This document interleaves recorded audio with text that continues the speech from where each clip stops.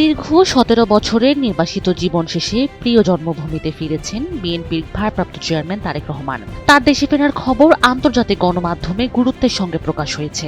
বৃহস্পতিবার BBC, Al Jazeera, Reuters সহ বেশ কিছু গণমাধ্যমের প্রতিবেদনে তারেক রহমানকে সম্ভাব্য প্রধানমন্ত্রী হিসেবে সম্বোধন করা হয়েছে।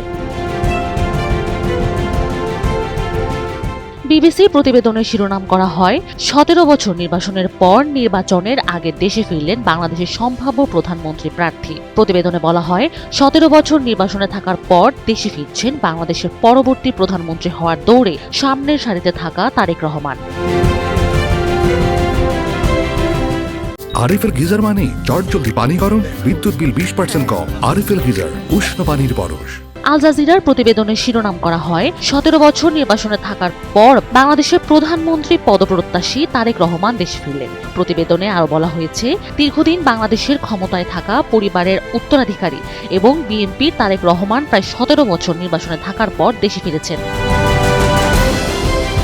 রয়টার্সের প্রতিবেদনের শিরোনাম করা হয়, নির্বাচনের আগে নির্বাচন থেকে দেশে ফিরলেন সম্ভাব্য প্রধানমন্ত্রী হিসেবে বিবেচিত বাংলাদেশের নেতা। রয়টার্সের প্রতিবেদনে বলা হয়, প্রায় ১৭ বছর নির্বাসনে থাকার পর দেশে ফিরেছেন বাংলাদেশ জাতীয়তাবাদী দলের ভারপ্রাপ্ত চেয়ারম্যান তারেক রহমান। তার এই প্রত্যাবর্তনে সমর্থকরা নতুন করে চাঙ্গা হবে বলে আশা করছে দল, কারণ তাকে অন্যতম সম্ভাব্য প্রধানমন্ত্রী হিসেবে বিবেচনা করা হচ্ছে।